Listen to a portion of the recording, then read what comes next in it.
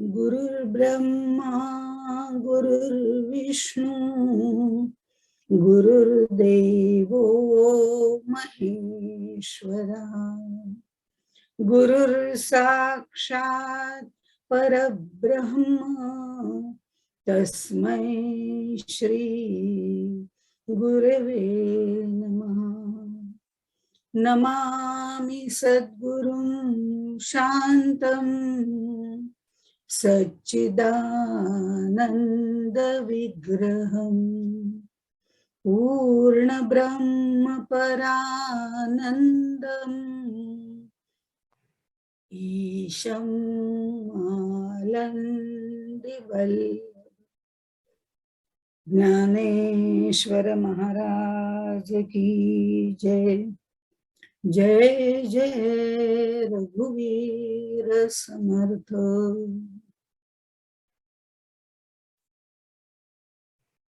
आपण शिवशक्तीच्या किंवा देवोदेवीच्या, कारण आपण देवोदेवी म्हणणं जास्त श्रेष्ठ आहे.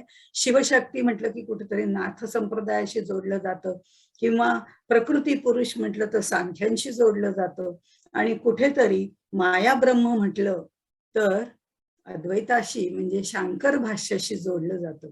असं कुठलाही वास येऊ नये त्याला, म्हणून त्यांनी देवोदेवी हा शब्द वापरलाय. आपणही तोच वापरू. म्हणजे आपण कुठल्याही सांख्यांच्याकडे म्हणा किंवा अद्वैत तत्वज्ञानाचा शांकर भाष्याकडे म्हणा असं आपण जाणार नाही. आपण ज्ञानदेवांच्या चष्म्यामधून आपल्याला बघायचंय, त्यामुळे आपण त्यांना देवोदेवी असंच म्हणायला सुरुवात करू. मधनं अधनं कदाचित प्रकृती पुरुष वगैरे असे हे शब्द येऊ शकतात, कारण ते त्याच्याशी कुठेतरी साम्य दाखवलं जातं. गीतेमध्ये सुद्धा आपल्याला प्रकृती पुरुषच सांगितलेलं आहे, किंवा हे 3 प्रकारे सांगितलेलं आहे. पुरुषाचं सुद्धा उत्तम पुरुष जो आहे तो परमशिव आहे, असं जर आपण घेतलं तर तेही तत्वज्ञान इथे आपल्याला जोडता येतं. गीतेचं तत्वज्ञान जे सांख्यांनी सांगितलेलं तत्वज्ञान आहे आणि गीतेचं तत्वज्ञान आहे, यातही थोडा फरक आहे. तो आपण पुढच्या वेळेला बघूया, कारण आता आपण फक्त त्यांच्या प्रेमाची गोडी घेणार आहोत आणि त्यांच्या प्रेमामध्ये आपण मिसळून जाणार आहोत. मध्ये मध्ये येणारच शेवटी तत्वज्ञानच सांगितलेलं आहे, कारण हा तत्वज्ञानाचाच ग्रंथ आहे. पण तरी सुद्धा आपण म्हणताना इथे आपण प्रेमाच्या त्यांच्या ह्याच्यातनं वाहत गेलं तर आपल्याला त्याचाही आनंद घेता येतो. आणि म्हणून या दोघांच्या संयोगाची गोडी जी आहे इथे, कैसा मेळू आली या गोडी, हे जे त्यांनी म्हटलेलं आहे, तर ती गोडी जी त्यांच्या प्रेमाची आहे, नवरा बायकोंच्या प्रेमाची, देव अर्थात नवरा बायकोंच्या प्रेमाची म्हटलं तर त्याला एक थोडस दुय्यम स्थान येईल पुन्हा, कारण ते आपण प्रपंचातलं व्यवहारातलं बघतो. पण आपल्या प्रपंचातल्या आपल्या व्यवहारातलीच उदाहरणं माऊलींनी आपल्याला ह्याच्यामध्ये दिलेली आहेत. त्यामुळे आपल्याशी ते निगडीत करायला हवंच थोडस. त्याशिवाय आपल्याला, कारण आपल्याला याचा अनुभव आहे ना, प्रपंचाचा आम्हाला अनुभव आहे. माऊलींना त्यांचा अनुभव आहे, तो ज्ञानाच्या पातळीवरचा अनुभव आहे, आमचा अज्ञानाच्या पातळीवरचा अनुभव आहे. आणि त्यामुळे माऊली सुद्धा आमच्या ह्या अनुभवाशी त्यांच्या अनुभवाचा कुठेतरी मेळूच घालतायत. अर्थात तो घातला जाणार नाही, कारण ते ज्ञानाच्या पातळीवरच आहे. शेवटी शेवटी ते येतील की हे तुमचं जे आहे ते अज्ञानाचं आहे, पण मी जे सांगतोय ते ज्ञानाचं आहे. थोडस आपल्याला पण आपल्या भाषेत सांगितलं की आपली बैठक तयार होते, आपण त्या दृष्टिकोनातनं विचार करायला सुरुवात करतो. आणि म्हणून मागच्या वेळेला ते असं म्हणाले होते, कैसा मेळू आला गोडीये. आता ह्याच्यामध्ये ह्या पुरुष आणि प्रकृती किंवा आपण देवो देवी ज्यांना म्हणणार आहोत, या दोघांच्या संयोगाच्या मुळे त्यांच्यातली गोडी एवढी वाढलेली आहे, प्रेम एवढं वाढत गेलेलं आहे, इतकं प्रेम वाढता वाढता वाढे ते भयंकरच वाढलं आणि त्यांना पुढे अपत्य सुद्धा झालेलं आहे. आता पुरुषाच्या संयोगाने म्हणजे या देवाच्या संयोगाने ही देवी एवढी वाढली, खूपच वाढली. म्हणजे तिने एवढं सामान जमवलं की काही विचारूच नका. आणि हा योग जो आहे ना, तो अत्यंत परस्पर आवडीचा योग आहे.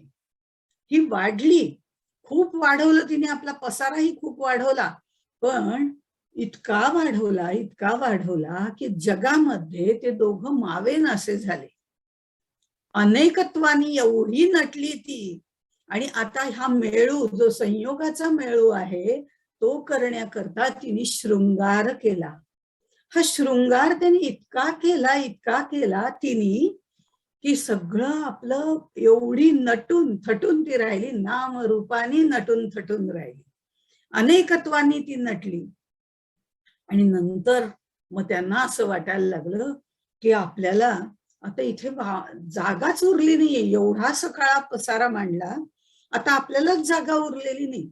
बघा, घरामध्ये बाळ आलं की त्याच्याबरोबर त्याची खेळणी येतात की नाही सांगा. आधी दोघं होते की नाही, व्यवस्थित राहत होते, टकाटक राहत होते. मांडली हा शब्द, संसार त्यांनी मांडला होता, नीट आणि नेटका संसार मांडला होता. म्हटलं तर नेटका संसार हे समर्थांनी पण सांगितलंय की नेटका संसार असावा, नेटका. पण पुढे ते अद्वैत तत्वज्ञानात जाऊन सांगतात नेटका करता फिका होत जातो. इथे त्यांनी तसं नाही म्हटलेलं. इथे ते म्हणजे इतका सुंदर संसार आम्ही मांडलाय दोघांनी, अगदी आम्ही एकमेकांना खेटून बसतो, एकमेकांशी प्रेम करतो, गोडी गुलाबीने बोलतो. हे सगळं चालत असताना तो संयोगाची गोडी एवढी वाढली की आता त्या दोघांना जागाच उरेनाशी झाली. कारण हा जो सगळा खेळ मांडलाय ना, त्या व्यवहारामध्ये मी मगाशी म्हटलं त्याप्रमाणे की बाळ आल्यानंतर त्याची खेळणी इतकी अमाप येतात की सगळा पसारा वाढायला लागतो. मग दात येत आहेत म्हणून हे आणलं, मग ते थोडं बघायला लागलं म्हणून ते आणलं, पसारा वाढवतच जातो आम्ही. आणि आम्हालाच बसायला जागा उरत नाही घरामध्ये. आणि ह्या घरामध्ये बसायला जागा उरत नाही त्यावेळेला आम्ही काय करतो, आम्ही असं म्हणत नाही हा पसारा सगळा बाहेर टाकून द्या. आम्ही म्हणता नाही, ते बासाठी आणलेलं आहे, असं कसं, त्यालाही खेळायला पाहिजे ना. मग थोडस सरकवून घ्या ना, थोडस सरकवून घ्या, इकडचं सरकवा, इकडे बसा, तिकडे बसायचं का तिकडचं सरकवा, तिकडे बसा. पण ऍडजस्टमेंट आपण करतो आणि घर भरून जातं. तरी सुद्धा जसं असतो, जागा लहान असली तरी पण त्या सगळ्या पसाऱ्यामध्ये आपण आनंदाने राहतो. कारण तो असतो ना, तो तिथे बाळ असतं, त्या बाळाचंही कौतुक आम्हाला आहे, त्याच्या खेळांचंही कौतुक आहे. आधी तो एकटा होता त्यावेळेला काही नव्हतं. मी उदाहरण दिलं होतं की एखादा ब्रह्मचारी म्हणजे नॉट ब्रह्माचं आचरण करणारा, लग्न न झालेला असं आता आपण म्हणू व्यावहारिक दृष्टिकोनातून, तो एकटा असतो तेव्हा काय असतं, त्याच्याकडे काहीच नसतं, नुसतं त्याची बॅग घेऊन येतो, कपडे घालायचे, जेव्हा खायला बाहेरच. आता ती आली तर तिने पसारा आधी मांडला. बर, तिची गोडी एवढी वाढली आणि त्याचीही तिच्यातली गोडी वाढली, त्यामुळे हे बाळ जे निर्माण झालंय त्यामुळे आणखीनच पसारा वाढला. आणि मग आता त्यांना बसायलाच जागा उरेनाशी झाली. आणि मग काय म्हणले ते, की एवढं काही नाही, आम्हाला कमी जागा चालते, काही बिघडत नाही. कमी जागा म्हणजे काय, हे बाळ आलंय म्हणून आणखीन त्याचा पसारा वाढला म्हणून कमी वाटते ना, जागा तेवढीच आहे हो, ती काही बदललेली नाहीये. पण आम्ही ऍडजस्ट करतो त्याच्यामध्ये. अगदी आम्ही एकमेकांना खेटून बसतो, काय एवढं, बाळ तर लहानच आहे अजून, आणि बाळाला सुद्धा आम्ही मांडीवर घेतोय, त्यामुळे आम्हाला जागा पुरते, आम्ही अगदी व्यवस्थित राहतोय तिथे. म्हणजे अपत्य आलं, संसार मोठा झाला, पण यांच्यावर काही जागेची आपत्ती आली नाही. हे तितकंच खरं, ते तितक्याच सलोख्याने राहतात. आणि त्यामुळे ते असं म्हणतात, अणिरणीयात महतो महियान. म्हणजे कठोपनिषदातलं असं एक साधर्म्य वाक्य आहे, तर त्या म्हणजे श्लोक आहे म्हणूया कठोपनिषदातला असल्यामुळे. तर त्याच्यामध्ये त्यांनी काय म्हटलंय की हे अणुरेणूमध्ये, हे चराचरामध्ये भरलेले आहेत, असं तत्वज्ञानात्मक सांगितलेलं आहे. इथे ते म्हणतायत आम्हाला जागा उरली नाही, आम्ही अणूमध्ये जाऊन राहिलो. अणू जरा थोडासा मोठा, म्हणजे त्या तुलनेत आम्ही दोघं तिथे जाऊन बसलो. पण नंतर आणखी तीही जागा परमाणूत गेलो, परमाणूत सुद्धा आम्ही दोघं एकमेकांना टकाटक बसलोय, मांडली, आम्ही एकमेकांना खेटून बसलेलो आहे. मांडली आहाती, हे नीटपणे व्यवस्थित नेटकेपणाने बसलेत, पण ते संसार फिका करत नाहीयेत, ते संसार प्रचंड वाढवतायत आणि त्याचाही उपभोग घेतायत. अणुरेणू सूक्ष्मातील सूक्ष्मामध्ये हे जाऊन बसलेले आहेत. विश्वातील सृष्टीतील प्रत्येक गोष्ट अस्ति भाती प्रिय नाम रूप या 5 अंशांनी भरलेली आहे, युक्त आहे, हे त्यांना ह्याच्यात सांगायचंय. आमच्या कुटुंबात सुद्धा ज्या ज्या अवस्था आहेत त्या सर्व अवस्थांमधून त्यांनी आम्हाला फिरवलंय. त्यामुळे बाळ आलं तरीही आम्ही आनंदातच असतो आणि आम्हाला ते सुद्धा आवडतं. हे सगळ्या चराचरात भरलेले आहेत. त्यामुळे ते म्हणतात आम्ही अणुरेणूमध्ये सुद्धा जाऊन बसलोय आणि एकमेकांना बिलगून बसलोय, त्याच्यात सुद्धा बाळाला घेतलेलं आहे. म्हणजे सगळ्या चराचरामध्ये भरलेले आहेत, हे त्यांना त्यातनं सांगायचंय. डॉक्टर बोस आपण जर बघितलं, एक उदाहरण म्हणून देते, त्यांनी पण हे सिद्ध केलेलं आहे की वनस्पतींना सुद्धा थोडस कुठेतरी जीव असतो. त्यामुळे जीव असतो म्हणजे ते एकच स्थिर आहे, त्याच्यात वेगवेगळे प्रकार आहेत. ज्यांच्या ज्यांच्यामध्ये प्राणशक्ती आहे, जीवशक्ती आहे, जाणीव आहे, त्या जाणीव रूपी सगळ्या सकट चर पण आहेत, वेगवेगळ्या ठिकाणी फिरणारे पण आहेत, अचर पण आहेत, म्हणजे एका जागी स्थिर असणारे आहेत. तर त्या एका जागी स्थिर मध्ये वनस्पती येते की नाही. मग त्यांनी हे सांगितलंय की आपण असं म्हणतो की ते जड आहे, अद्वैत तत्वज्ञान, ते जड आहेत, पण ते जड नाही हो. त्यांना सुद्धा भावना आहेत, त्यांच्यात सुद्धा चित आहेच, चैतन्य आहेच, जाणीव आहेच. लाजाळूच्या ह्याला हात लावला तर ती पटकन, लाजाळूच्या वृक्ष म्हणजे छोटी छोटी झुडपं असतात, त्याला जर हात लावला तर ती पटकन मिटतात की नाही. मग ती जशी पटकन मिटतात तसं त्यांना काहीतरी कळतं ना, म्हणजे त्यांच्यातही चैतन्य आहे. मग हे दोघं जण अणुरेणूमध्ये सुद्धा टकाटक बसलेले आहेत, तर त्यांचा जो चैतन्याचा भाग आहे तो त्यांच्यात सुद्धा आहे. मग ते जड आहेत एका दृष्टीने जरी म्हटलं तरी ते नुसते जड नाहीत, त्यांच्यात चैतन्य पण आहे, त्यांना सुद्धा जाणीव आहे. झाडाला काप म्हणजे बोस यांनी असं, डॉक्टर बोस यांनी असं म्हटलेलं आहे की झाडाला कापण्यासाठी कुऱ्हाड घेऊन आपण त्याच्या जवळ गेलो तर ते झाड सुद्धा थरथरतं. आम्हाला समजत नाही कारण तेवढं आम्ही सूक्ष्म झालेलो नाही. हे जेव्हा आम्ही सूक्ष्मात सूक्ष्म होऊ तेव्हा आम्हाला कळेल की अणुरेणुयान थोकडा तुका आकाशा एवढा. तो का आकाशा एवढा आहे आणि तो आहे सूक्ष्मात सूक्ष्म आणि भूमात भूमा, असं का म्हटलेलं आहे ते आम्हाला तेव्हा कळेल जेव्हा आम्ही त्याच्या सूक्ष्मात जाऊ तेव्हा. म्हणजे हे झाड सुद्धा थरथरतं, त्याला सुद्धा अहम इदम हे आहे. परमाणूला सुद्धा इदम मम अहम हे आहे. अहो प्रत्येक पेशीला सुद्धा ते आहे. म्हणून तर आपल्या पेशी जागृत होतात आणि म्हणून ते 14 वर्षाचं तप आहे. हे 14 वर्षांनी आणखीन बदलतात, 7 वर्षांनी त्यातल्या वेगळेपणा कसा येतो हे सगळं शास्त्राने सांगितलेलं आहे.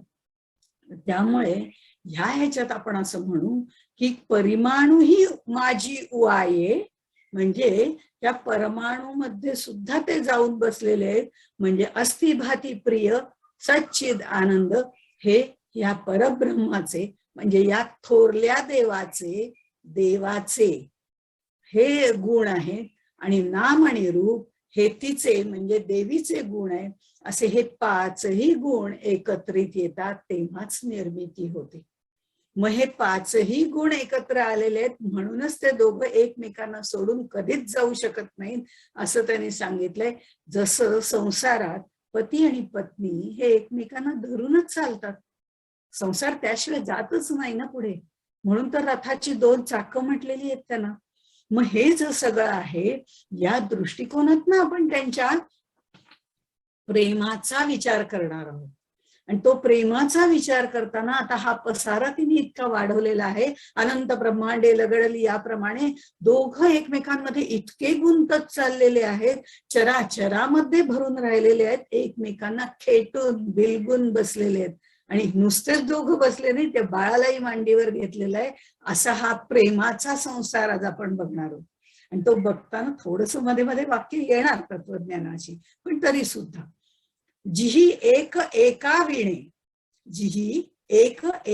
विण न की जे तृणाचेही निर्माण, जिये दोघे जीव प्राण जिया दोघा. आता नवरा बायको संसारामध्ये सर्व गोष्टी आपण म्हणजे उत्कृष्ट संसार घेणार आहोत. बाकीच्या संसारांचा विचार करायचं काही कारण नाही, कारण आपल्याला आनंदाचा संसार करायचा. मग घटस्फोट झाला का, नेमकं झालं का, याच्याशी काही कर्तव्य नाही. आपला व्यवहारातला संसार सुद्धा इतकाच सुंदरतेने होऊ शकतो जर तिथे अंडरस्टँडिंग असेल तर. त्यामुळे एका विण एक. अहो साधं संसारात सुद्धा आम्ही एकमेकांच्या विचाराने सर्व गोष्टी ठरवतो. कधी करूया, काय करूया, कसं करूया, या सगळ्या गोष्टी नवरा बायको एकमेकांच्या विचाराने ठरवत असतात. मग विचाराने प्रत्येक गोष्ट होत असते. विचार आणि विवेक तिथे आहे असं हे कुटुंब आहे. त्यामुळे ह्या नवरा बायकोंच्या संसारात जसं एकमेकांच्या विचाराने गोष्टी चालतात, अगदी कुठली छोट्यातली छोटी गोष्ट असू दे, एकमेकांचा विचार घेणारच. हे देव देवी सुद्धा अहो गवताची काडी निर्माण करायची का असं जर ठरवलं तर एकमेकांचा विचार घेतात. न की जे तृणाचेही निर्माण, म्हणजे या दोघांच्या एकत्रित येण्यामुळेच तृणाचं सुद्धा निर्माण होतं. अणुरेणूचं निर्माण होतं, त्या तृणाचं निर्माण होतं. म्हणजे सूक्ष्मात सूक्ष्म गोष्टी सुद्धा हे दोघं एकमेकांच्या विचाराने करतात. यातला जो देव आहे तो खरं म्हणजे असंग आहे, अकर्ता आहे, तो खरं काहीच करत नाही. आणि ती जी आहे देवी जी आहे ती खरं म्हटलं तर तिला कुठलीच शक्ती नाहीये. त्या देवीला कुठलीच शक्ती नाहीये, कारण ती त्याच्याच ताब्यात आहे. अद्वैत तत्वज्ञानात सांगितलेलं आहे ती त्याच्याच मताप्रमाणे खरं म्हणजे 90% चालते, कारण संसार व्यवस्थित व्हायला पाहिजे. कारण शक्ती सगळ्या त्याच्या जवळ आहे. त्या शक्ती त्याने तिला दिल्याशिवाय ती काय करणार आहे. त्यामुळे त्यांनी असं म्हटलेलं आहे ती एकटी काही करू शकतच नाही.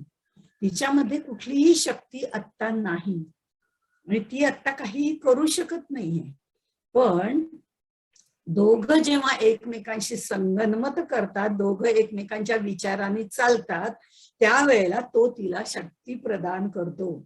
हे दोघांचं संगनमत आहे. तो तिला शक्ती प्रदान करतो याचा अर्थ तो असं म्हणत नाही मी तुझ्यापेक्षा श्रेष्ठ आहे आणि तू कनिष्ठ आहे.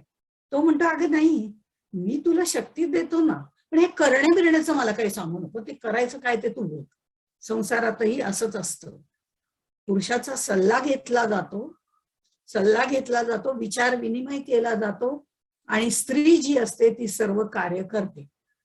अगदी आता त्या छोट्या बाळाचं बारसं करायचं ठरलं तरी किती बायकांना बोलायचं, काय बोलवायचं, कुठला हॉल घ्यायचा, अगदी त्याचं बजेट वगैरे सगळी शक्ती देण्याचं काम त्यांनी केलेलं असतं. तशा प्रकारे त्या दोघांचं संगनमत असल्याशिवाय कुठली गोष्ट निर्माण होऊ शकत नाही. कारण हे नातं जे आहे दोघांचं ते जीव आणि प्राणासारखं आहे. मागच्या वेळी आपण बोललो होतो की ह्या देवीचा जीव देवावर आहे, प्रकृतीचा जीव पुरुषावर आहे आणि पुरुषाचा जीव म्हणजे देवाचा जीव देवीवर आहे. म्हणून तर त्यांनी तिला पंचप्राणेश्वरी असं म्हटलेलं आहे. अगं तू माझा प्राणच तर आहेस, माझ्यातला प्राणच काढून टाकला तर. मागच्या वेळी आपण बघितलेलं आहे की शिव आणि शक्ती ई काढून टाकली की काहीच राहत नाही ना. मी शवरूप आहे म्हणजे मी शांत निवांत आहे. पण जर माझ्यातला प्राण जो आहे तो मी तुला दिला आणि आपण दोघं संगनमताने सगळं केलं, माझ्यातल्या शक्ती सगळ्या तुला दिल्या, तू माझी पंचप्राणेश्वरी आहेस. मग हा प्राण मी तुला देऊन टाकला म्हणजे तुझ्या बरोबर मी राहणार, टकाटक बसायचंच आहे आपण दोघांनी एकमेकांना घट्ट धरून, की आपल्याला वेगळं करताच येणार नाही. पण कार्य करताना तू वेगळी आणि मी वेगळी असं दिसतोच ना. काय बाई तडफदार आहे, इतकं कार्य करते. कुणाच्या जोरावर? पुरुषाच्या जोरावर करते. आपण त्या काळात बघतोय. हे त्याच्याबरोबर लक्षात ठेवा. देवांच्या चष्म्यातनं बघतोय, त्यामुळे इथे समान हक्क म्हणजे या पद्धतीचा समान हक्क आहे. आणि म्हणून ते असं म्हणतात त्या प्राणाला राहायला जागा कोणी दिली? रईने दिली. म्हणजे हा उपनिषदातला भाग आहे, प्राण आणि रई. पण प्राणाला राहायला जागा रईने दिली ना, म्हणजे हे दोघं एकमेकाशी एकरूप होऊन राहिलेले आहेत. हा प्राण जो आहे तो देव आहे आणि ही रई जी आहे ती देवी आहे.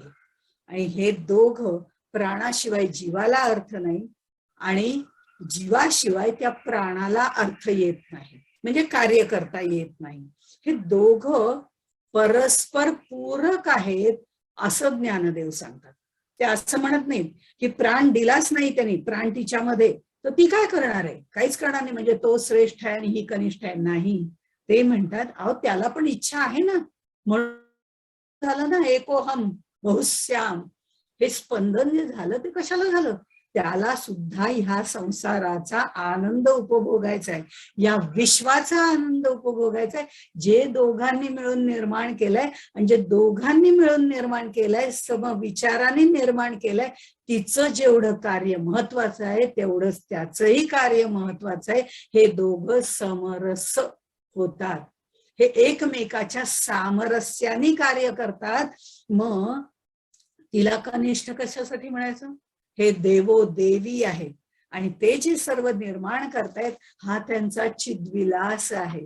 हा जर त्यांचा चिद्विलास आहे, त्या मान्य आहे की त्याला प्रगट होण्यासाठी तिचाच आधार घ्यावा लागतो ना, पण त्याला प्रगट व्हावंसं वाटतंय ना.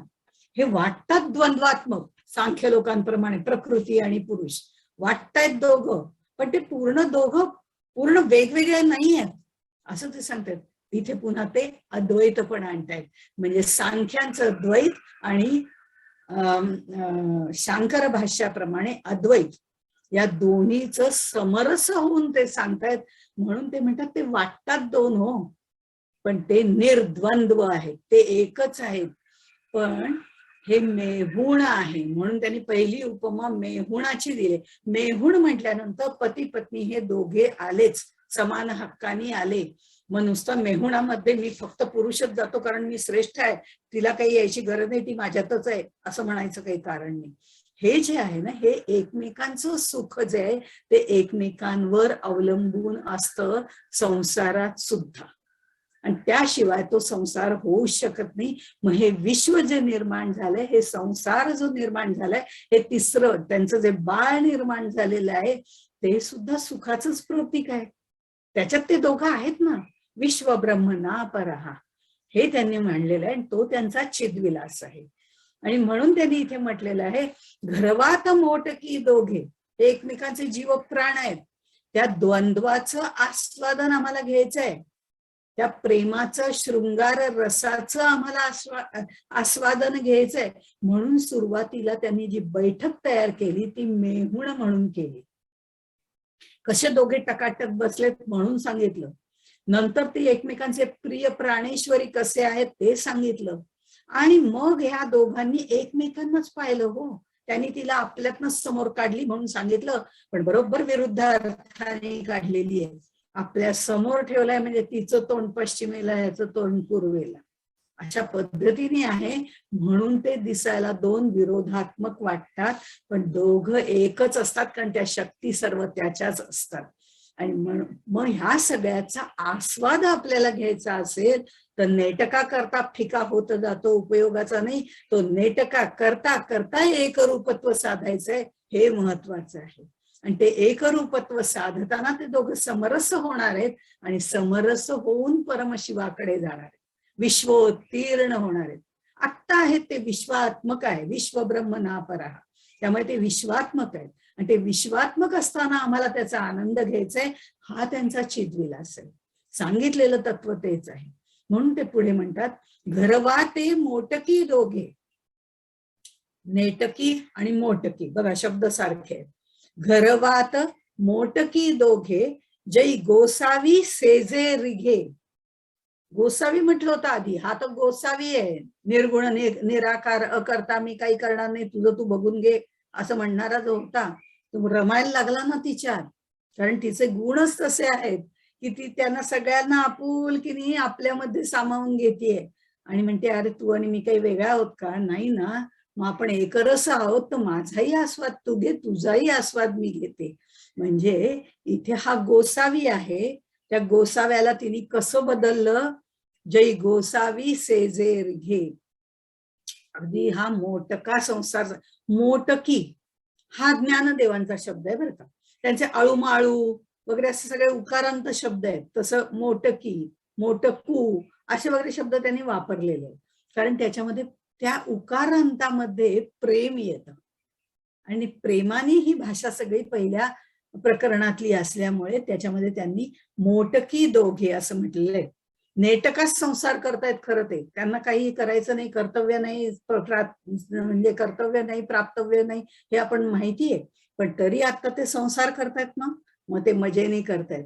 त्यामुळे त्यांचा संसार नेटका करता फिका म्हटलेलं नाहीये त्यांनी, उलट त्यांनी घरवाते मोटकी दोघे हा ते दंपत्यपणे जागे असं पुढे म्हटलंय. ही संसाराची जबाबदारी जी आहे ती फक्त देवीची आहे, देवाची नाही असं त्यांना मान्यच नाहीये. त्यांना असं म्हणायचंय की ही संसाराची जबाबदारी दोघांची आहे, देवो देवीची आहे, नवरा बायकोची आहे असं म्हणून चालणार नाही. बघतील त्यांचा ते काय संसार करायचंय ते, मला काय करायचंय असं तिला म्हणून चालणार नाही आणि त्यांनाही म्हणून चालणार नाही, नवऱ्यालाही म्हणून चालणार नाही. ती बघून घेईल काय करायचं कसं करायचं ते, मी काय करणार नाहीये असं नाही. त्याचा पाठिंबा असल्याशिवाय ती पण काही करत नाही आणि ती करते त्याचं प्रेम ह्याला असल्याशिवाय ती काही दर्शवत नाही, दाखवत नाही, उलगडून दाखवत नाही. पण जेव्हा त्याचं प्रेम आपल्यावर आहे आणि आपण म्हणतोय तसं तो करायला तयार आहे, हा प्रेमाचा संवाद त्यांच्यामध्ये विचार विनिमय होतो, तेव्हा तो गोसावी सेजे रिघे. म्हणजे बघा आता हा पुरुष झोपतो सेज, पण अर्थात ही सगळी निर्गुणात्मक सेज आहे बरं. पण इथे आपण आपल्या व्यवहारातल्या सेजेवर जाऊया, ते जास्त आपल्याला पटतं, कारण त्याचा अनुभव आम्हाला आहे, पण अमृताचा अनुभव आम्हाला घ्यायचा आहे आणि त्याच्यासाठी ते समजणं महत्वाचं आहे. तिच्याशिवाय दुसरं काही नाही हो. संसार झाल्यापासनं सासूबाईंची वाक्य ऐका, म्हणजे त्या काळातल्या, की संसार झाल्यापासनं मी बघते तिच्याशिवाय त्याला करमतच नाही. आम्ही पण घरात होतो इतके दिवस, आई बाबा करत होता, ते पोरगा आता तिच्याशिवाय ऐकतच नाही, तिचंच ऐकतो वगैरे वगैरे. आता दुसरं तिला त्याला काही दिसतच नाही. हा वेडा झाला हो तिच्यासाठी. मूळ स्वभाव त्याचा काय आहे? स्वभाव. मूळ काय आहे त्याचा? स्वभाव आणि स्वभाव, बोलण्यामध्ये पण फरक आहे. पण हा त्याचा स्वभाव काय? तो गोसावी आहे, सर्वांवरती नियंत्रण करणारा गो स्वामी आहे. म्हणजे सर्व इंद्रियांवर हा विराट पुरुष जो निर्माण केलेला आहे त्याच्यावर नियंत्रण करणारा तो आहे. मग ईशन करणारा तो ईश्वर आहे. एवढं सगळं आहे, सगळ्यांवर नियंत्रण करणारा होता हा त्याचा मूळ स्वभाव होता. तो गोसावी होता, त्याला काहीही नको होतं. पण ही आली ना त्याच्या जीवनामध्ये, आता तो अगदी वेडा पिसा झाला तिच्यासाठी. आणि मग काय झालं, थोडं पुढे जाऊन सांगते, असं बोलणं अध्यात्म मार्गामध्ये कितपत योग्य आहे माहिती नाही, पण आपण सर्व सुज्ञ आहात. व्यावहारिक दृष्टिकोनात बघितलं तर ज्या वेळेला शृंगार चालू असतो पती पत्नींचा, त्यावेळेला पुरुष स्त्रीच्या अधीन झालेला असतो. त्याला काही आठवतही नाही, मी बॉस आहे, मी जगाचा एवढा मोठ्या कंपनीमध्ये मोठ्या हुद्द्यावर आहे का, इकडे आहे तिकडे आहे, सगळं विसरून तो तिच्या अधीन होतो. हेच असं आहे, तो बाईला होतो. बघा मी शब्द वापरले, तो बाईला होतो त्या क्षणी. म्हणजे हा बाईला होतो हा शब्द माझा नाही, हा ज्ञानदेवांचा शब्द आहे आणि तोही त्यांनी वापरलाय, कारण हा गोसावी जो आहे तो सेजेरी घे. आता हा तिच्या बरोबर आपलं स्वत्वच विसरला. मी निर्गुण निराकार करून करता सगळं विसरला हो. आणि पण ही जागी आहे ना, तो सगळं विसरला, त्याचं स्वत्व विसरला. आपण काय होतो ते, काय होता असे तू, काय झाला असे तू, या पद्धतीने तो सगळं विसरून गेला. आणि आता हिचं फावलंय की तो आता आपल्या अधीन झालेला आहे. आणि ती त्याला म्हणते, आता तुझ्या सगळ्या शक्ती मला देऊन टाक, आता तुझ्या सगळ्या शक्ती देऊन टाक, बघ मी कसा संसार फुलवते तो आपला, तू लक्ष म्हणजे तू बघ मी सगळा संसार फुलवते. आणि ती करते ना, सगळा संसार अगदी मोटका करते. जेवढे त्यांनी पैसे दिलेले आहेत, क्रेडिट कार्ड दिलेलं आहे त्यांनी तिला, पूर्णपणे आपलं क्रेडिट कार्ड दिलेलं आहे, कमवतोय तोच, त्याचेच सगळे पैसे आहेत. पण तो सगळं क्रेडिट कार्ड तिला देतो. आता एकदा क्रेडिट कार्ड हातात आलं की तिची अशी काही खरेदी सुरू होते की काही विचारूच नका, अनलिमिटेड. त्यामुळे ती चालूच राहते आणि ती आपला सर्व प्रकर्षाने विस्तार करते, घाडामोडी करते. आवडलं तर घेते, नाही आवडलं तर रिटर्न करते अमेझॉनवर वगैरे, काय विचारू नका. पण आपल्याला पाहिजे ते ती मिळवतेच. हे सगळं जे क्रेडिट कार्ड त्याने तिला दिलेलं आहे ना, ती शक्ती दिलेली आहे. आणि ती शक्ती तिचा बाईला, तो गोसावी सेजेरिघे झाल्यामुळे त्याने सर्वच्या सर्व शक्ती तिला देऊन टाकली. त्यांनी तिला सर्व शक्ती देऊन टाकल्या ह्याचा अर्थ त्याच्याकडे कुठली शक्तीच उरली नाही असा होत नाही. त्याच्या शक्ती अमर्याद आहेत. त्यामुळे अनलिमिटेड कॉल तसं आहे ते. सगळ्या शक्ती अगदी अनलिमिटेड आहेत, अमर्याद आहेत. ह्या क्रेडिट कार्डशी जोडण्यासाठी फक्त तो शब्द वापरला. तोही खरं म्हणजे सीमितच आहे शब्द, पण तरी सुद्धा आता ही सगळी खरेदी करून, पसारा करून ती वाढवते. आणि त्यावेळेला इथे ज्ञानदेवांना असं सांगायचंय, खरं म्हणजे हा पुरुष निद्रिस्त होतो, त्या सेजेवरी निद्रिस्त होतो. एकदा का परमतत्व निद्रिस्त झालं की ते अज्ञानाने झाकायचं काम ही मायादेवी करते, अद्वैत तत्वज्ञान. पुरुष प्रकृती द्वैतामध्ये ते काय म्हणतात, ती त्याला पूर्णपणे झोपवूनच टाकते. आता तू काही उठू नको, मला सगळ्या शक्ती मिळालेत, आता मी बघते काय करायचं ते. पण तिचंही स्वातंत्र्य वेगळं आहे आणि याचंही स्वातंत्र्य वेगळं आहे, द्वैत सांख्य तत्वज्ञान. पण इथे ज्ञानदेवांनी सांगितले तो झोपलाय, तो गेलेला नाही, तो मेलेला नाही, तो झोपलेला आहे, निद्रिस्त आहे. निद्रिस्त आहे म्हटल्यानंतर त्याला आता गाढ झोप लागली. ती काय करते, थंडी बिंडी वाजायला नको, जरा झोपलाय, तो छान शृंगार झालेला आहे, त्यांनी मला शक्ती सर्व दिलेल्या आहेत आणि आता तो झोपलाय तर मी त्याच्यावर थोडस पांघरून घालते. प्रेमाने ती त्याच्यावरती पांघरून घालते, हे अज्ञानाचं पांघरून. त्यामुळे तो झाकला जातो, निद्रिस्त होतो. त्या सेजेवरती तो निद्रिस्त होऊन जातो.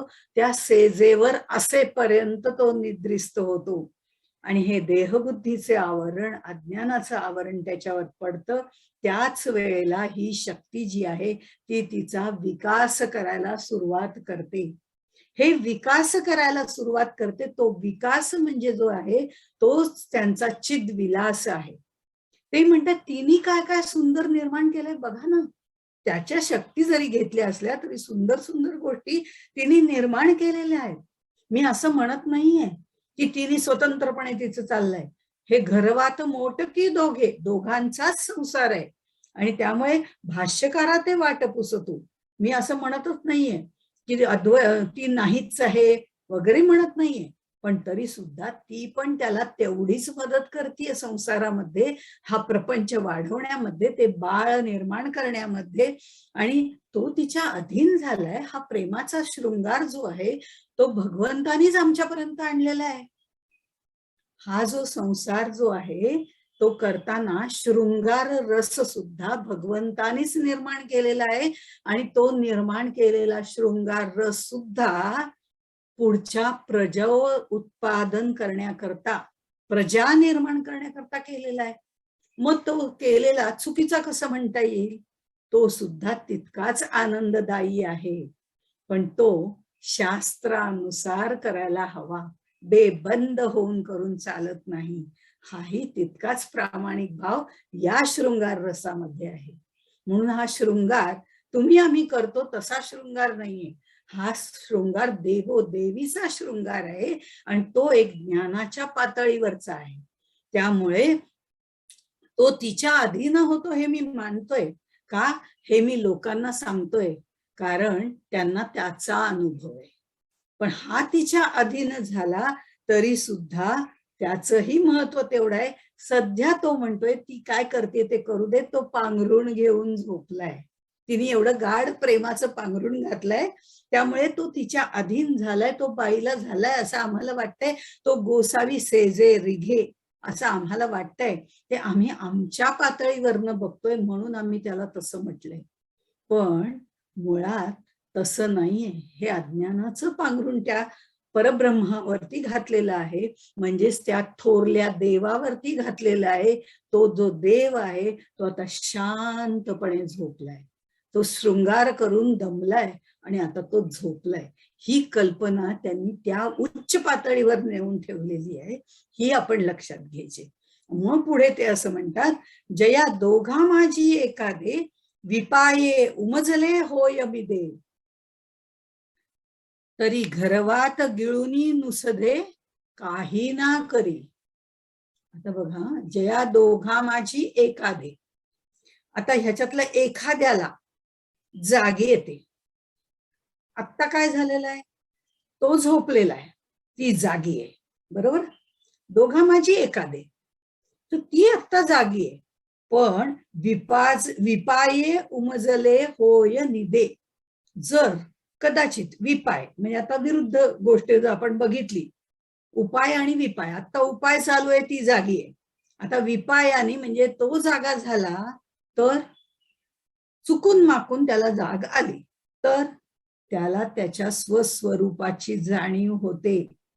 आपण कोण आहोत हे कळतं. अरे हे काय चाललंय, अरे हे काय चाललंय, मी निर्गुण निराकार अकर्ता आहे, आणि हे त्याला जाणवायला सुरुवात होते, हे त्याला जाणवायला सुरुवात होते. याचाच अर्थ परब्रह्म जागृत व्हायला लागतं. ते एकदा का जागृत व्हायला लागलं, हा शृंगारिक दृष्टांत आहे, आपण त्याच दृष्टिकोनातनं बघूया. हे सुद्धा जाग होतं, कारण हे जाग झाल्याशिवाय अमृताचा अनुभव कसा येणार आहे, तो येणारच नाहीये. त्यामुळे तोही जागा होऊ शकतो. विपाये उमजले होय निदे, तोही या निद्रेतनं कधी ना कधीतरी जागा होऊ शकतो. आणि मग काही ना करी, सगळा खेळ संपवून टाकतो ना. नवल उदयला चंडांशू, तो उगवला की सगळं बंद करून टाकतो, म्हणतो काही नाही, आता सगळं आपण एकत्र होऊया.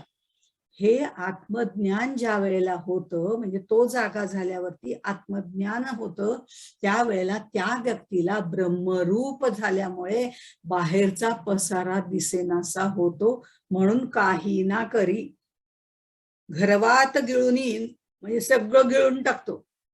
गिळून टाकतो म्हणजे हे प्रकृती आणि पुरुष हे एकमेकांमध्ये, हे देवोदेवी सामरस्य त्यांच्यामध्ये निर्माण होतं. ते ज्या वेळेला दोन रूप दाखवतात, तेव्हा तो विस्तार चाललेला असतो, तो विलास चाललेला असतो. पण ते म्हणजे सर्व विश्वात्मक झालेलं असतं. विश्वात्मक शब्दाला खूप अर्थ आहे, पसायदानामध्ये आहे. हे विश्वात्मक झालेलं असतं. पण ज्या वेळेला हा जागृत व्हायला लागतो, अंगावरचं पांघरून हळूहळू काढून डोळे चोळायला लागतो आणि उठायला लागतो, त्यावेळेला तिची पंचायत होते. मग ही प्रकृती आहे, ही जी देवी आहे, ही देवी त्या देवावरती प्रेम करणारी आहे. ती म्हणते, अगं बाई उठलात का, मला वाटलं तुम्हाला झोप लागली होती म्हणून मी जरा बाहेर गेले होते, पण आलेच मी, आलेच. लगेच ती येतेच परत, येतेच त्याच्या जवळ परत, आणि ते सामरस्य. आणि तो म्हणतो, झाली झाली माझी झोप, आता आपण उठून काहीतरी करूया बरं का. म्हणजे ते पुन्हा सामरस्य होतं. काहीतरी करूया म्हणजे ही शक्ती सह त्याच्यामध्ये जाते, त्याच्यामध्ये एकरूप होते, विलीन होत नाही. समरस होतात दोघ जण. आणि ते दोघं जेव्हा निवांत चारुस्थळी एका आहारी जातात, तेव्हा ते विश्वोत्तीर्ण होतात. हे विश्वोत्तीर्ण होणं वेगळं आणि विश्वात्मक होणं वेगळं. विश्वात्मक हा त्यांचा चिद्विलास आहे, आणि विश्वोत्तीर्ण हे पूर्ण परब्रह्माचं ज्ञान होणं आहे. हा बाहेरचा पसारा सगळा आवरून घेणं आहे, हे महत्वाचं आहे. कसं आहे, ज्ञानदेव म्हणजे हा जो शृंगार चाललेला आहे आता, आणि आता ते पसारा आवरून घ्यायचा, तो घेतलाही जातो. हा पसारा आवरायचा आहे, हे सगळं सांगताना थोडंसं मी आता 2च वाक्य बोलते, जास्त बोलत नाही, नाहीतर ह्या सगळ्या रसाचा भंग होईल. ज्ञानदेव हे खरंच म्हटलं तर मूळचे ज्ञाननाथ आहेत. ज्ञाननाथ आहेत. नाथ संप्रदायांचा त्यांच्यावरती प्रभाव आहे. त्यांनी आत्ता मांडताना हा चिद्विलास मांडलेला आहे. त्यांच्यावरती नाथ संप्रदायाचा प्रभाव आहे. आपण जर बघितलं, त्यांच्यातले सिद्ध योगी वगैरे आहेत सगळे, नाथ संप्रदायात शिरलो तर खूप वेगळी कलाटणी मिळेल. ती अपेक्षित आत्ता नाही. 7व्या-8व्या शतकामध्ये ज्या वेळेला कानिफनाथ वगैरे होऊन गेले त्यावेळची जर आपण परिस्थिती आपल्या वाचनात जर आपण घेतली तर आपल्या लक्षात येईल की त्यावेळेला कापालिक होते, ते सुद्धा त्यांच्या ज्या 5 पंचक्रिया ज्या होत्या त्याच्यामध्ये वज्रोळी वगैरे या क्रिया होत्या, त्याच्यामध्ये शिरत नाही. त्याचं कारण असं, हा शृंगार रस ज्ञानदेवानी इथे का मांडलाय, काय गरज होती? आमचे अनुभव सांगायचे हे तर बरोबरच आहे, कारण आम्हाला ते माहिती आहेत आणि त्या अनुभवावरनं आम्हाला अमृतानुभवाकडे जायचंय. पण तरी सुद्धा हा जो शृंगार त्यांनी मांडलाय तो गोरक्षनाथाने नंतर त्याच्यामध्ये जी सुधारणा केलेली आहे त्या सगळ्या क्रियांमध्ये आणि एक वेगळी कलाटणी देऊन त्या संप्रदायाचं उत्थापन केलेलं आहे, ते गोरक्षनाथाने केलेलं आहे. आणि गोरक्ष गहनी निवृत्ती आणि मद ज्ञानदेव आहे, ही परंपरा, ही वाहणी अशी आहे. त्यामुळे त्यांच्यावरती तो प्रभाव आहेच, सद्गुरूंचा प्रभाव आहे, निवृत्तीनाथांचा प्रभाव आहे, जे नाथ संप्रदायाचे होते पण त्यांना कृष्णाचं गहनीनाथाने दिलं होतं. बघा, संप्रदायाचं सुद्धा परिवर्तन पुढे कसं होणार आहे हे सद्गुरूंना माहिती आहे, कसे वेगवेगळे त्यातनं भाग पडणार आहेत. यांनी भागवत धर्म स्वीकारलेला आहे आणि त्यामुळे त्यांनी जे आता वर्णन केलेलं आहे ते वर्णन शृंगार रसाचं केलंय, पण ते ज्ञानाच्या पातळीवरनं केलंय, आम्हाला कळण्यासाठी प्रापंचिक उदाहरणं दिली. आणि म्हणून तो रसभंग होऊ नये, नाथ संप्रदाय वाचला की आपल्या लक्षात येईल की हा सगळा थोडासा प्रकार जो आहे तो न घेता पावन, पूज्य आणि शास्त्राधारित असलेलं प्रजापती व्रत ज्याला म्हटलं जातं, तो शृंगार त्यांनी इथे घेतलेला आहे. आपला शृंगार सुद्धा घेतलेला नाही, प्रजापती व्रताचा शृंगार घेतलेला आहे, जे प्रजापती व्रत पुढे एकनाथांनी प्रत्यक्ष आचरणात आणून दाखवलेला आहे. तो भाग फार वाढत जाईल आपला. आपण या शृंगार रसाकडे येऊया. आणि मग आता तिला वाटायला लागलं की हा जर जागा झाला कधी मध्ये आधे, म्हणजे विपाये उमचले होय निदे, हा जर चुकून माकून जागा झाला तर मात्र आपल्याला परत जावं लागेल बरं का. आता ते झोपलेत तोपर्यंत आपण बघा करतो, नाही ते जरा शांतपणे झोपलेत, मी जरा भाजी बिजी सगळं घेऊन येते, जरा बँकेची 2-3 कामं करायची ती करून येते, अमकं करून येते, तमकं करून येते, 4 आमंत्रणं करायची बारसाची ती करून येते, हॉल बुक करून येते. ते झोपलेत तोपर्यंत करून दे, कारण शक्ती दिलेत ना सगळ्या. आता मी करेन, त्याला झोपू दे, त्यांना झोपू दे, मी सगळं करते. म्हणून ती जागी आहे, तो झोपलेला आहे. पण तिच्या लक्षात येतं, हे सांसारिक दृष्ट्या दृष्टांत दिलेला आहे, हा जर जागा झाला तर हा सगळा पसारा गिळंकृत करून टाकेल. कारण त्याचं जागेपण होणं म्हणजे आत्मज्ञान जाग होणं. हे ज्ञान म्हणजे मोक्ष. ज्ञानेश्वरीमध्ये माऊली म्हणतात, नवल उदयला चंडांशू. एकदा का हा इतर सूर्यासारखा नाहीये. इतर व्यवहारिक सूर्य जो आहे तो आम्हाला तिथे उगवल्यानंतर बारीक सारीक गोष्टी दिसायला लागतात. हे विश्व ब्रह्म कसं आहे ते सगळ्या विश्वातल्या सगळ्या गोष्टी दिसायला लागतात. पण हा आत्मरूपी जो नवल उदयला चंडांशू आहे, तो जर काही उगवला तर हे विश्वच तो मावळून टाकतो, विश्वोत्तीर्णकडे तो प्रवेश करायला लागतो. आणि म्हणून त्याच्यातलं ते वैविध्य सगळं नष्ट होतं, त्याच्यातलं फक्त चैतन्य तत्व राहतं. त्यामुळे हा सगळा पसारा मला आवरावा लागतो. इतकी मी मेहनत घेतेय, त्याच्यावरती पांघरुण सुद्धा घातलंय मी, की त्याला लवकर जाग येऊ नये, थंडीतनं जाग नको यायला म्हणून पांघरुण घातलंय. पण हा जर उठला तर मग काही खरं नाही. हा जर उठला तर मग काही खरं नाही. हे संसारात आपण बघूया, नवरा शांत असतो, निवांत असतो, तोपर्यंत बायका सगळं करू शकतात. पण एकदा का त्यांनी रुद्रावतार, बघा शब्द पण बरोबर आहे, प्रलय, रुद्रावतार धारण केला की सगळं चिडचूप वातावरण होऊन जातं. म्हणजे तो नवरा जर चिडला, रागावला की काय चाललंय, कसला पसारा सगळा मांडलाय हा, असं वगैरे जो चिडला तर ती त्या बाळाला पण शांत करते, बैस बरं का, हे बाबा चिडलेत ना, आता कोणी काही शांत बसावर सगळ्यांनी, तीच सांगते. कारण तिला बाबांना पण सांभाळायचं आणि तिला मुलांना पण सांभाळायचंय. मधली कडी आहे ती, विश्व ब्रह्म ना पराहा. असं जे सांगितलंय ते विश्वात्मक पण त्यांना व्हायचंय, पण ते विश्वात्मक होता होता विश्वोत्तीर्ण पण व्हायचंय. या दोघांना सांभाळायचंय तिला, आणि हे सांभाळण्याचं काम पत्नीच करते हे आपण जरूर पहा. कारण बाबांशी मुलं जेवढ्या मोकळेपणाने बोलू शकत नाहीत, तेवढे आईशी लडिवाळपणे का होईना पण हट्ट करतात, बोलतात. हे ममतेचं रूप आहे आणि हे रुद्राचं रूप आहे.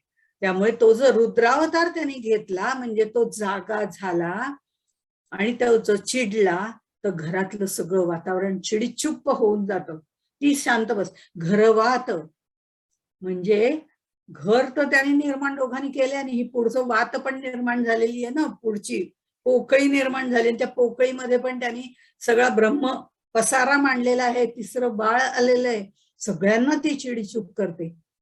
म्हणजे हे जे आहे, आणि मग ती म्हणते हे बघा चिडू नका, मी करून आली हे सगळं, तुम्हाला आता काही करायचं नाहीये, पण नाही का पटलं तुम्हाला हे, मग मी ठीक आहे ना, बदलीन ना मी हे सगळं, हे जे निर्माण केलंय ना, नाही का आवडलं तुम्हाला, भराभर गिळून टाकू नका हो, मी हळूहळू एकेकाला कमी कमी करत जाते.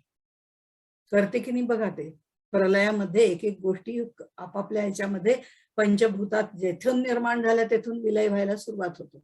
मग ती म्हणते तू एकदा का तो जागा झाला की काही खरं नाही. ती असते तेव्हा ते विपरीत ज्ञान असतं, पण ते जाग होतं तेव्हा आत्मज्ञान जाग होतं. म्हणून दोघा माझी एकादे विपाये उमजले होय आणि दे, त्यातनं जो विपाये म्हणून तिथे विपाय म्हटले, कारण ती करताना कसं सगळं भराभरा निर्माण करते, पण हा आला की सगळं आवरायला लागतो. त्यामुळे दोहो अंगाची आटणी गिवसित आहाती एकपणी झाली भेदाची या वाहणी आधाधीजे. आता दोन्ही अंगाची एकपणी आटणी गिवसित आहाती असा इथे त्याचा अन्वय लावून दिलेला आहे.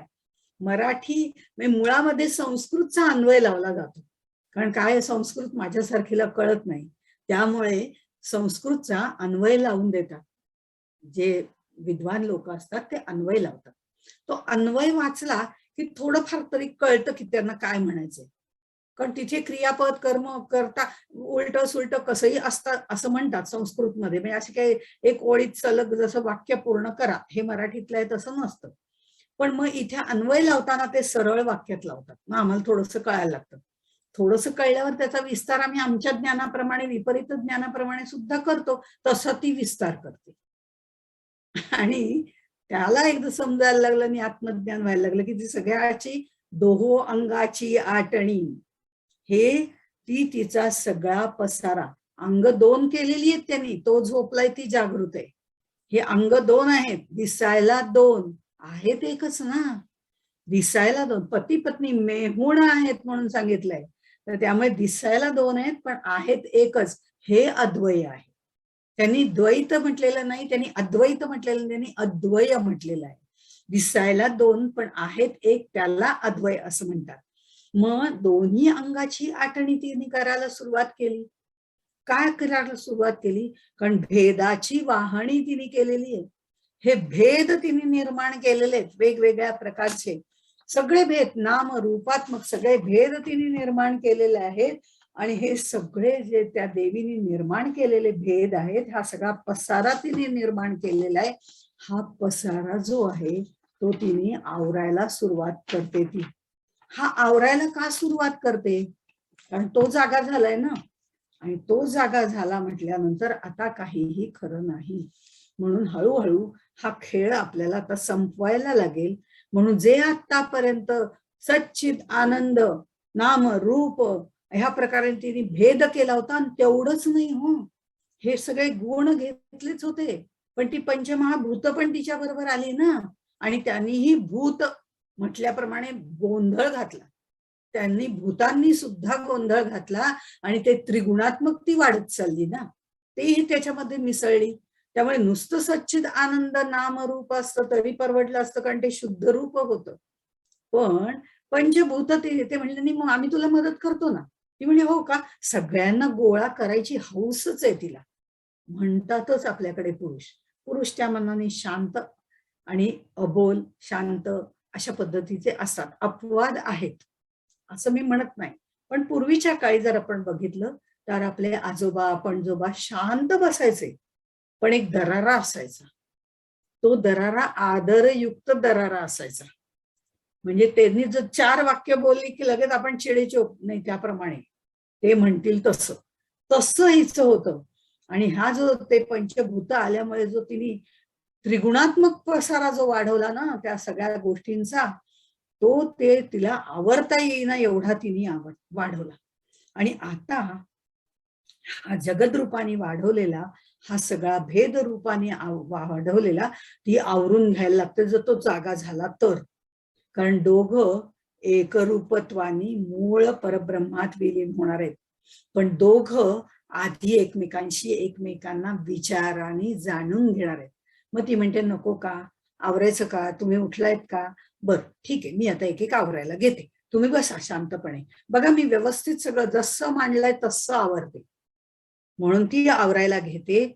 आणि मग हे दोघं एकमेकांना पुन्हा म्हणतात आता कसं छान वाटतंय, हे उगीच ना काहीतरी फालतू पसारा वाढवू नको, हे पण घेतलं ते पण घेतलं. आता टीव्ही घेतलाय ना, बघ ना त्याच्यावर सिनेमा नाही चालत नाही, तो मोठा स्क्रीन आहे ना, ते पूर्ण काय म्हणतात ते होम थिएटर ते लागतं.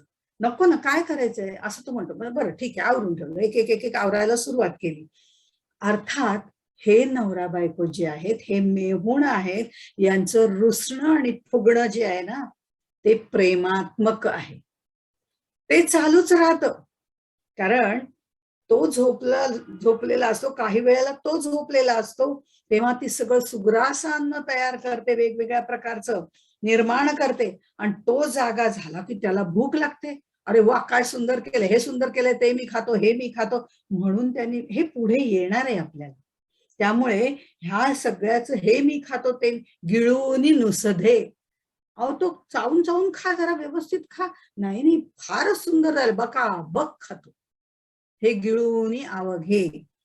आता त्याला भूक लागली की ते सगळं जर तो गिळून टाकायला सुरुवात करायला लागतो, म्हणजे तिने केलेलं सगळं तो गिळंकृत करतो. इतकंच नव्हे, तिलाही तो म्हणतो अगं तू पण किती छान आहे, तूही माझ्याशी समरस होऊन जा ना. मग तीही त्याच्याशी समरस होते. ते आत्मतत्व सुप्त असतं. त्यावेळेला आम्ही मायेच्या भ्रमात अडकलेलो असतो. आत्मतत्व जागृत होतं. तेव्हा हे जग नवल उदयला चंडांशूप्रमाणे विश्व मावळायला लागतं. आणि विश्व मावळायला जेव्हा लागतं तेव्हा जीवदशा संपूर्णपणे बंद होऊन आपोआप परमेश्वराची त्याच्याकडे जाण्याची ओढ निर्माण होते. मी चाललेलं होतं ना, मी पसारा मांडलाय, मी सगळं केलंय, तो मीच विस्मरण व्हायला लागतं आणि त्याचं स्मरण व्हायला लागतं. आणि ते जे मीची जीवदशा असताना सुख मिळवण्याकरता मी 10 दिशा फिरत होतो, याच्यात सुख आहे त्याच्यात सुख आहे का, डोळ्यांनी मिळणाऱ्या पदार्थांमध्ये सुख आहे का, कानांनी श्रवण केल्याने सुख आहे का, हे मी दिशा फिरत होतो, विषयात रमत होतो, चैतन्याला विसरत होतो, कारण तिने त्याच्यावर पांघरून घातलं होतं. आता मी म्हणजे देह असं मी मानेन असं होतो जेव्हा तो जागा होतो. ते विपाये. कारण आधी आपल्याला संसार बघायचा आहे ना, आधी त्याला जागृत करायचंच नाहीये. म्हणून त्यांनी असं म्हटलं विशो एकमेक. पण त्यांनी ही बेसिक कल्पना जी आहे ती आधी मांडलेली आहे. थोडं आपण एक 10 मिनिटं घेऊया अजून. त्यांनी ही विशो एकमेकांची जी आहे ही एकदा संकल्पना पूर्ण झाली की मग त्यांनी कसं वर्णन केलेलं आहे तेही आपल्याला खूप सुंदररित्या मांडता येईल. विशो एकमेकांची जिये, जिये एकमेकांची विषयी ये. भाषा थोडी जुनी आहे. विशो म्हणजे विष वगैरे काही नाही, विषयो, विषयो एकमेकांची जिये. पण विषय मध्ये विष हा शब्द आहेच ना पहिल्यांदा. हे जे बाह्य विषय आहेत ते विषात्मक विषारीच आहेत. ते विष आपल्या शरीरामध्ये भिनायला लागलं की आत्मस्वरूपावर पांघरून पडतं. विशो एकमेकांची जिये, जिये एकमेकांची विषयी ये, जिही दोघी सुखी ये जिये दोघे. आता हे दोघच आहेत ना, जेव्हा सगळा पसारा आवरायला लागतो तो जागृत झाल्यानंतर, त्यावेळेला हे सगळं पसारा जो तिने मांडलेला आहे, हा जो ती उपभोगत असते, पण आता ती सगळं आवरते, तेव्हा जेव्हा ते दोघ जण एकमेकांशी बिलगून बसायला पुन्हा सुरुवात करतात, हे नंतरच सांगितलेलं आहे त्यांनी, मध्ये विस्तार सांगितलाय पुन्हा, ते पुन्हा तिथे येत आहेत. पण ही संकल्पना त्यांनी आधी पहिली मांडलेली आहे. हे दोघं एकमेकांचे विषय आहेत. दोघं एकमेकांचे विषय आहेत. बघा, शुद्ध विषयाकडे आपल्याला नेलेलं आहे. बाह्य व्यवहारातले विषय नव्हे, देवोदेवींचे विषय आहेत. त्यामुळे हे एकमेकांचे विषय आहेत. हे दोघही भोगी आहेत. तो कामातुर होतो, तो ज्या वेळेला कामातुर होतो तेव्हा ती विषय बनते. दोघांनाही विषय, भोग आणि भोग्य हे दोघांनाही बनता येतं. त्यामुळे ज्या वेळेला तो कामातुर होतो तेव्हा ती विषय बनते.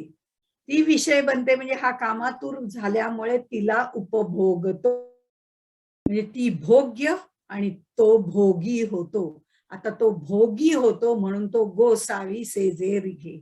पुढचं मग मागच्या वेळी मी म्हटलं होतं की असं याला गोसावी आणि सेजे रिघे असं जे म्हटलेलं आहे, त्याचं कारण तो कामातुर झालेला आहे आणि ती विषय होऊन त्याच्या पुढे निर्माण झालेली आहे आणि म्हणून तो तिला भोगतो. असा हा भोगी आहे आणि ती भोग्य वस्तू आहे आपल्या भाषेमध्ये. हे पण हे भोग्य आणि भोगी हे उच्च, म्हणजे उच्च स्तरावरचं आहे, ज्ञानाच्या स्तरावरचं आहे. आता इथे ज्या वेळेला हे जग परमशिवरूप होऊन जातं, त्या वृत्तींचं स्फुरण चैतन्यासह होतं, त्यामुळे शक्तीला स्फुरण येतं आणि तिला जाणण्याकरता हा जो शिव आहे, म्हणजे हा जो देव आहे, तो भोगी होतो. तिला विषय वगैरे दिल्यानंतर तिचं स्फुरण निर्माण व्हायला लागतं. काय काय करते, बापरे, आपण पहिल्यांदा बघितलं होतं, काय सुंदर दिसते ही, म्हणून तो आपला हात असा ठेवून निवांत तिच्याकडे बघत राहतो. आता सुद्धा तो बाईला होऊन ती जी निर्मिती करते, शांत निवांत बघतच राहतो आणि त्या सगळ्याचा भोग घ्यायला तयार होतो. त्यालाही भोग घ्यावासा वाटतो, तो तिच्या अधीन होतो. आता सच्चिद आनंद, त्याचे गुण आणि नामरूप हे तिचे गुण एकत्रित होतात तेव्हा निर्मिती होते. असं मग नित्याचं आहे, हे नित्याचं आहे, म्हणजे हे कायमस्वरूपी चालूच असतं, उत्पत्ती स्थिती प्रलय. तो विषय त्यांनी मांडलाय आणि तो मांडताना त्यांनी जागृती, स्वप्न, सुषुप्ती आपल्या जीवनातली जशी असते, आम्ही जागृतीमध्ये असताना कसं म्हणतो, हे माझे मिस्टर आहेत, हे अमक करतात तमक करतात, झालं ना. आणि नंतर स्वप्नावस्थेमध्ये तो तिचा भोगी होतो आणि सुषुप्ती अवस्थेमध्ये दोघं एकरूप होतात. ही वरच्या स्तरावरती जागृती, स्वप्न, सुषुप्ती आहे बरं. ही आत्ताची जागृती, स्वप्न, सुषुप्ती नव्हे की मी जागा झालो की सगळं क्रिया व्यवस्थित करतो, जागृती स्वरूपात करतो, मग मी स्वप्नात जातो त्यावेळेला माझ्यात थोडस अर्धवट इकडचं अर्धवट तिकडचं, म्हणजे सुसंबद्धता नसते. ती आपली जागृती नव्हे, स्वप्न सुषुप्ती नव्हे. ही थोडी वरच्यावर. ही भोग्य वस्तू जी आहे ती जाणणं, तिच्याशी तो तिला जाणायला जातो की काय काय तिने पसारा केलाय तो. अरे बापरे, हे पण केलंय का तू, ते पण केलंय का, अच्छा हेही बनवलंयस, वा वा, दिवाळीच्या फराळाचं पण बनवलं, आज लाडू पण झाले वाटतं. हे जसं आहे तसं तो म्हणतो, आज तू हेही तयार केलं, अरे अच्छा, आता हेही तयार केलं, केवढ्या घडामोडी करतेस तू. ब्रह्मांडाची निर्मिती आहे ही. त्यामुळे एवढं सगळं तू निर्माण करतोय म्हटल्यानंतर तो जेव्हा जागा होतो तो तिला जाणायला लागतो, म्हणजे तिला तो उपभोगायला जसं लागतो तसं तसं त्याला तो एक एक एक एक गोष्ट बघायला लागतो आणि त्यानी बघितल्यावरती त्याची दृष्टी तिथं पडल्यानंतर दृश्य दर्शन दृष्टा त्रिपुटीच उरत नाही. म्हणजे आपलं उदाहरण देते, आपण सगळे आता थोडे जे कोणी माझ्या वयाचे आहेत त्यांच्याबद्दल नाही म्हणत, यंग लोकांबद्दल बघा, टीव्ही बघायला बसतात. टीव्ही बघायला, एखादी सिरियल बघायला अजिबात वेळ चुकवत नाही तो. कारण इतकी ती आवडलेली असते. आपल्याला सुद्धा असते बरं का, आपणही बघतो, काही नाही असं नाही, पण इतके ते एकरूप होऊन जातात त्या टीव्ही सिरियल मध्ये.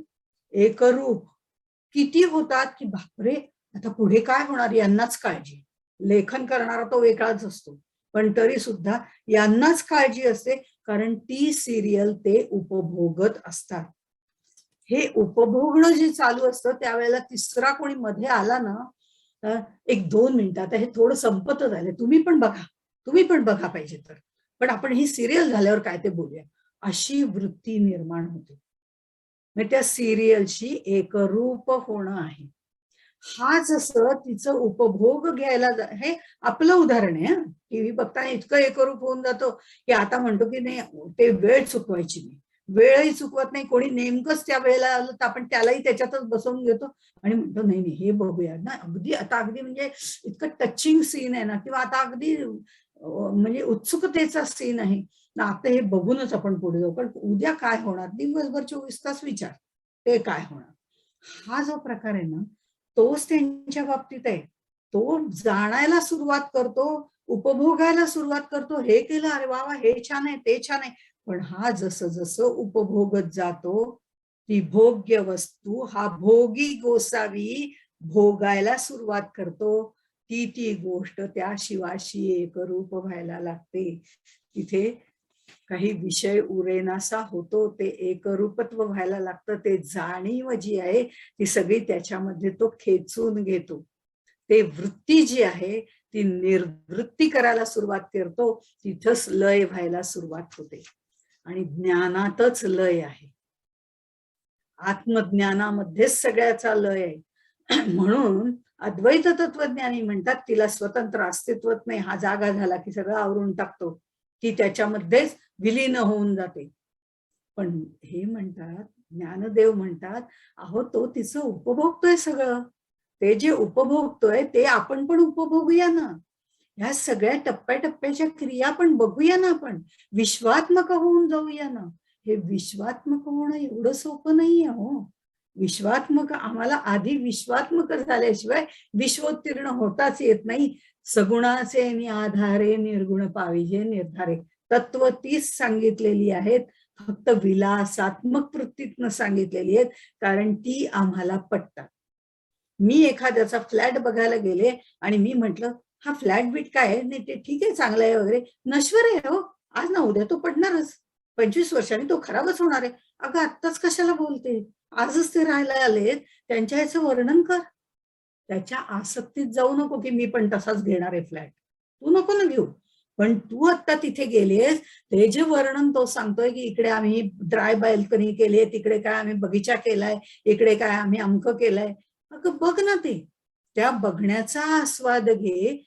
हा भाग जो आहे तो विश्वात्मकाचा भाग जो आहे, तो त्या चिद्विलासाचा जो भाग आहे, तो उपभोगल्यानंतर विश्वोत्तीर्ण होण्याची जी गोडी आहे ती महत्वाची आहे. आणि म्हणून ते इथे सांगतात की हे सगळं जे आहे ते तो आवरायला लागतो, तो जागा झाला की. म्हणजे हे जागा झालं की म्हणते, अगं बाई आता सगळंच संपवलं का तुम्ही, मग जाऊ द्या, आपण दोघंच राहिलो ना, आता पुन्हा आपण एकरूपच होऊन जाऊ. ती असं म्हणत नाही मी तुमच्यात विलीन होते, कारण पुन्हा निर्मिती करायची आहे ना मला. तुम्ही झोपाच, आम्ही सुद्धा रात्री झोपतो, सकाळी उठतो, दिवसभर कार्य करतो, पुन्हा झोपतो, नित्य चालू आहे ना. समर्थांनी पंचप्रलय सांगितलेले आहेत, 2 पिंडाचे 2 ब्रह्मांडाचे. पण हे 2 पिंडाचे 2 ब्रह्मांडाचे करताना विवेक प्रलय हा 5वा सांगितलेला आहे, आणि तो एका ओळीत सांगितलाय, तो आपला आपण करायचा विवेक आहे. तो जो विवेक प्रलय आहे तो आपण आपला करायचा आहे. तसंच हे बघता बघता आपणही बघायचंय आमचा संसार नेटका करता फिका कसा होतो, पण फिका करताना त्यातला आस्वादही आपण घ्यायचा आहे, कारण आम्हाला जीवन जगायचंय आणि जीवन जगताना त्याचा आस्वाद घेणं सुद्धा महत्वाचं आहे. म्हणून ह्या सगळे दोन ते पुन्हा एकरूप होतात, सामरस्य त्यांच्यामध्ये येतं आणि आम्हाला पुन्हा ते एकच दिसायला लागतात. आणि आम्ही म्हणतो नाही नाही ते 2 नाही आहेत बरं का, ते एकच आहेत. असं आम्ही म्हणायची खोटी की ते 2 रूप दाखवतात, म्हणजे पुन्हा निर्मितीला सुरुवात करतात. अशा तऱ्हेने हे दोघं ज्या आधारावर सर्व कार्य करतायत ते एकरूप होत आहेत, एकमेकांच्या शक्ती एकमेकांना वाटतायत, एकमेकांना प्रेम प्रदान करतायत, निर्मिती करतायत, सगळं आपलं हौसेने करतायत आणि दोघं एकमेकांशी समरस होऊन करतायत. पण हे सगळं करताना जेव्हा ते समरस होतात तेव्हा ते कुठे असतात? चारुस्थळी एका आर्ये एका अंकाच्या. ते जे चारुस्थळ आहे ते म्हणजे परमशिवाचं ठिकाण आहे, म्हणून ते सुंदर आहे. ते चारुस्थळ याचं वर्णन सुद्धा अप्रतिम आहे. तेही आपण ओघामध्ये बघणार आहोत चारुस्थळी पोचल्यानंतर. त्यामुळे हे सगळं वर्णन करताना आपल्याशी ते आपण जुळवायचं आहे. म्हणून दाऊनी दोन्ही पण एक रसाचे ओगरण असं जे म्हटलेलं आहे ते आपण पुढच्या वेळेला पाहूया. तोपर्यंत इथेच थांबूया. कारण करीता आहे तर मेहुण असं म्हटलेलं आहे त्यांनी पुढच्या ह्याच्यामध्ये, 20व्या ह्याच्यामध्ये म्हटलंय. पण मधल्या ओव्या आपल्याला घ्यायच्यात ना, तर त्या मधल्या ओव्या ज्या आहेत तो त्याचा विस्तार आहे, तिथे आपल्याला जायचंय. पण फार पुढे आहे, इथे नाही दाखवली तरी चालेल. मी फक्त जाता जाता ती ओवी उच्चारते. दाऊनी दोन्ही पण एक रसाचे ओगरण. बघा, ओगरण, ओगराळ हा शब्द इथे वापरलेला आहे. करीत आहे मेहुण अनादि जे, हे 20व्या ओवीमध्ये सांगितलेलं आहे. करेक्ट, 20व्या ओवीमध्ये सांगितलेलं आहे. पण मधल्या ओव्या आहेत ना, तो विलास आहे. तो विलास आपल्याला पाहायचा आहे, तो शृंगार आपल्याला करायचा आहे आणि मग पुढे जायचंय. म्हणून आपण आत्ता या शृंगाराच्याच भावनेमध्ये राहूया, इथेच थांबूया. आपल्या शृंगाराचा आणि त्यांच्या शृंगाराचा थोडासा विचार करून आपल्या शृंगारातनं बाहेर पडून त्यांच्या शृंगारामध्ये जाऊया, त्या ज्ञानाच्या पातळीवर जाऊया आणि मग मात्र पुढचा जो विस्तार आहे तो आपण पाहू आणि मग त्या एकत्रीकरणाकडे पुढे जाणार. तोपर्यंत इथेच थांबू. ज्ञानेश्वर महाराज की जय. जय जय रघुवीर समर्थ.